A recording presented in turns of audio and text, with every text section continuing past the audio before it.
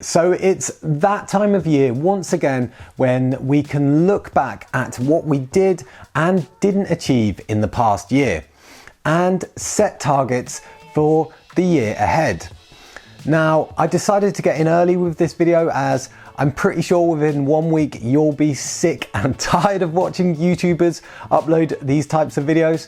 So following on from my video at the start of 2022, in this video, I'm going to give an update on which of my goals I achieved and which ones I also failed at. If you haven't seen that video and want to check it out, then the link to that is up here, and I'll also put it in the description below. If you haven't created any resolutions for the new year yet, then now is the time.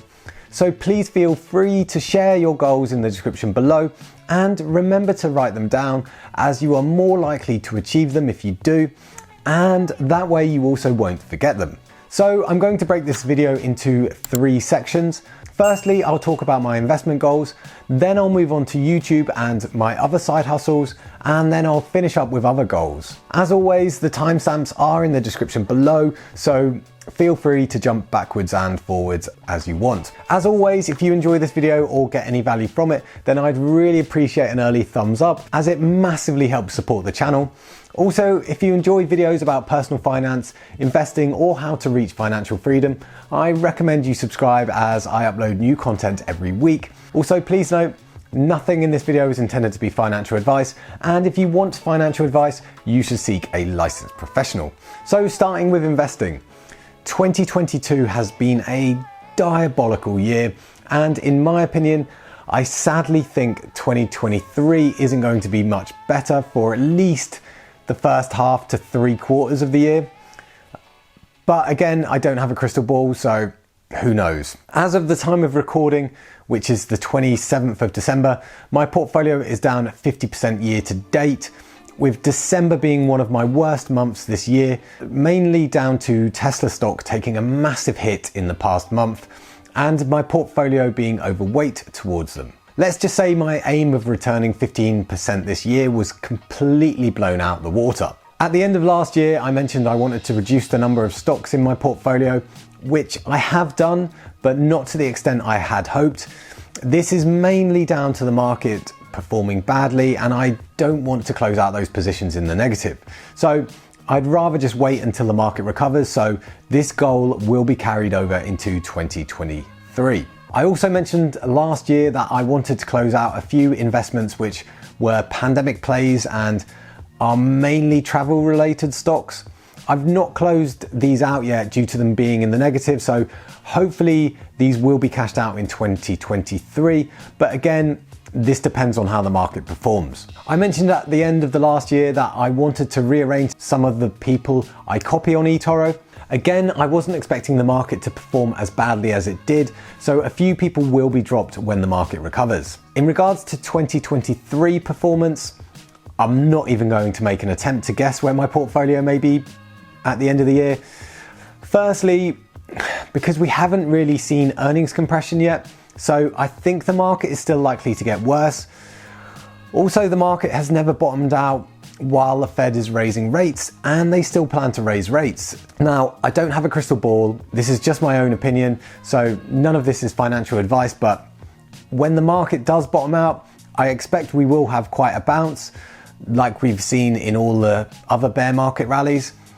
This is why I don't want to even make any attempt to guess my potential percentage performance, but if we end the year somewhere higher than where we are now, then I will be very happy.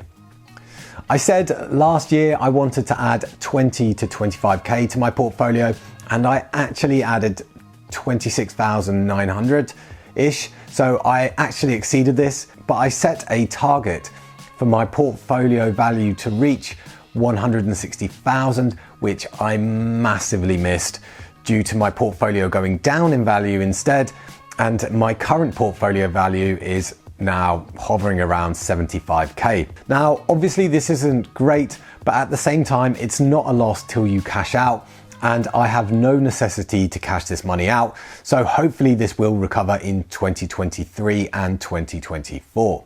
Going forward in 2023, I will be buying more blue chip companies. As for monetary deposits, I'll hopefully look to deposit $20,000. I have less of a target this year just because prices have gone up due to inflation and my salary has not gone up to match, so money will be spent more on day-to-day living. I mentioned I wanted to dollar cost average into Bitcoin and Ethereum, and to be fair, I've bought little bits, but I haven't really bought a huge deal of crypto at all in 2023, as I've wanted to put my money elsewhere in stocks. I still personally think cryptos may have further to fall, so I may start nibbling a bit more in 2023. I still want to get to 1 Ethereum so I can start staking, so this will be a goal for 2023. I also mentioned I would like to start dabbling with options. I have actually started a course in this in December, so I will update you with my progress on this throughout 2023. I'm just trying to find the time to complete this, so hopefully between Christmas and New Year, I can dedicate some time to this. Moving on to YouTube. This has been a tough year for me and the whole of the finance YouTube space, unless you're a huge finance YouTuber. Now, this is not meant for any form of pity, as I'm going to continue making videos no matter what. But instead, I'm sharing this to highlight the ups and downs of YouTube for those of you who may be considering starting a YouTube channel as a side hustle. For those of you who don't know, YouTubers generally make money through the adverts that are placed on their videos and through affiliate marketing. And I was watching a video by Jeremy Lefebvre, who has the YouTube channel called Financial Education, and he was saying a lot of finance channels have lost 50 to 90% of their viewers in the past year. Mainly because in 2020 everyone was stuck at home and had disposable income, and with no sports on the TV, everyone, including your dog, entered the stock market and was making money because we were in a bull market. But move forward a couple of years to 2022 and this has all changed and the market is going down, so many people have cashed out at a loss and they've walked away forever. Those who have watched financial content while at home may not be at home anymore or are not watching finance related content after leaving the stock market. Also, due to the cost of living crisis and the potential of a recession, many companies are holding on to their cash and spending less on advertising, which reduces the amount passed on to content creators. So my goal was to reach 10 to 12,000 subscribers in total by the end of the year, which I unfortunately didn't reach as I wasn't expecting the huge drop in views. Currently, I am about 20 subscribers away from reaching 5,000, so if you don't subscribe already, then I would love it if we could make it to 5,000 subscribers by the end of the year. If you're already subscribed, I want to thank you for your ongoing support, and I also want to thank each person who likes and comments on any of my videos. I really appreciate you doing so, as it makes the world of difference in my content getting recommended to others. So I thank you so much. Now, I'm also not going to blame the slowing growth of this channel completely on the world and not take any of the blame, as I have been a lot less consistent in creating content this year due to other factors in my life. So going forward, I'm going to try my utmost hardest to create content again every week. In the past, I often made quite comprehensive long videos, and one night I was speaking to a friend who said he would always choose shorter videos rather than longer ones. So it made me realize I really need to bring my content length down. I also script a lot of my videos due to the amount of ums and ahs, but I'm going to try and do less scripting going forward and just work off bullet points. That way I should be able to create more content more regularly. So for 2023, I would like to set a target to get 2,000 new subscribers.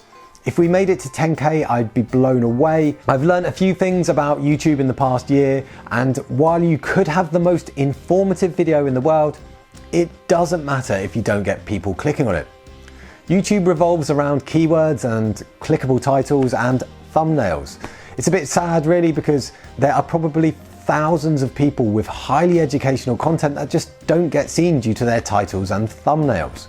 So I'm thinking I may even hire someone to make my thumbnails for me, as I'm really not that great.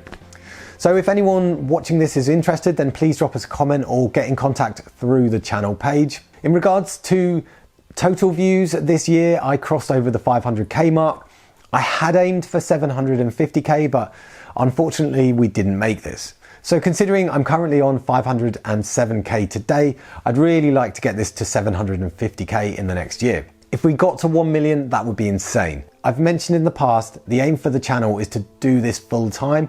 And so this year has actually been a very valuable learning lesson as to how much the income can vary. So I'm actually thankful for it, as it made me realize I will not be quitting my day job anytime soon, and also not until I potentially have another stream of income to back up the varying revenue from YouTube. As of June, I do appear to have hit a floor in my ad revenue of around 105 to 120 pounds per month, which is by no means a livable wage, and is considerably less than my peak in 2021 of around 700 pounds in a month. So in 2023, I'm going to try and focus more learning around the way content does well on YouTube. In regards to sponsorships, I've not done any dedicated sponsorships, as I like to keep the integrity of this channel, and I don't want to promote some company that could cause people to lose money. FTX.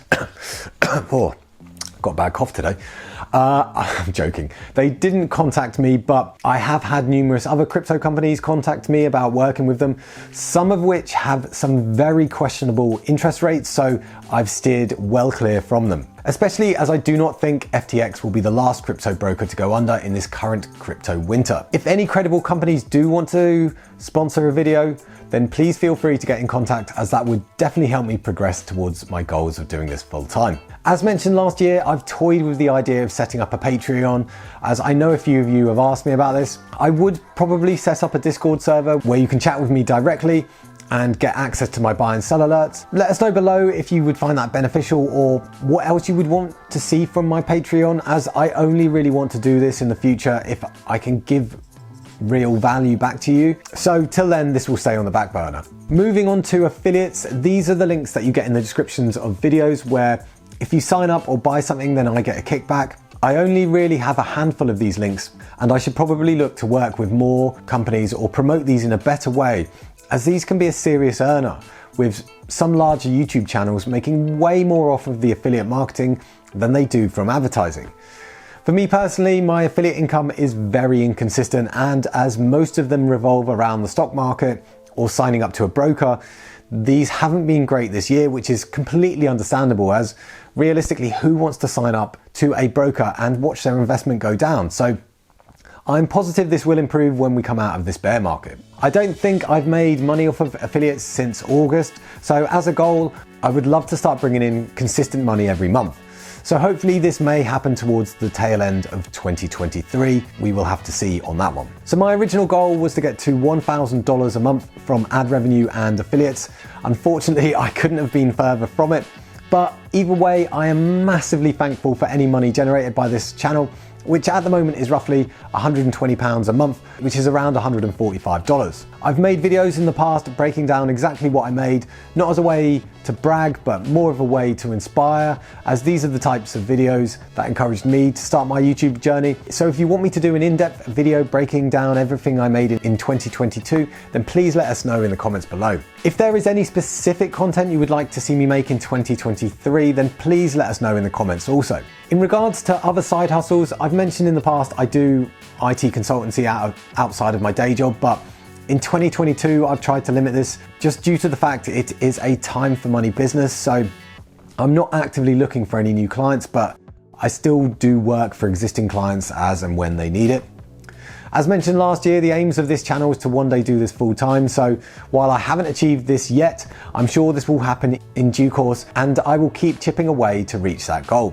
As for personal goals outside of finance, I said this last year and I'm saying it again, that I do really need to stop smoking. I'm going to make a real attempt on this. I don't smoke that much, and it's more just when I drink, but still, it's been going on for far too long. I also want to spend less time on social media.